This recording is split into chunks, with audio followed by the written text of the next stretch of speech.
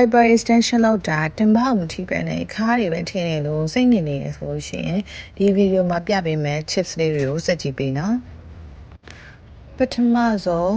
hyper extension ခုံရဲ့အမြင်ကိုကိုယ့်ရဲ့ hip level တင်မစုံရိုးနဲ့ကွက်တီလာအမြင်ရအောင်ပြောင်းပေးရပါမယ်အဲ့နောက်မှာ chair ကိုတင်မစုံရိုးအခြေပဲပြီးတော့ခြေဥကိုအပြင်ကိုလှည့်ပေးရပါမယ်လက်နှစ်ဖက်ကိုခန္ဓာကိုယ်မှာရှက်လိုက်ပြီးကိုယ့်ရဲ့ခန္ဓာကိုယ်လေးကိုပဇွန်တုပ်ကလေးလိုကွေးလေးလုပ်လိုက်ပါ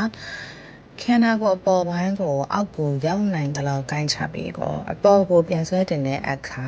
glute muscle လေးကိုတက်နိုင်တဲ့လောက်ညှစ်ပြီးပြန်ဆွဲတင်ပေးပါပြန်ဆွဲတင်တဲ့အခါမှာခန္ဓာကိုယ်ကြီးကိုလန်လန်ကြီးဖြစ်မသွားစေဖို့နဲ့အောက်ကခြေထောက်မှာလည်းဘာ movement မှမရှိအောင်သတိပြုပေးပါ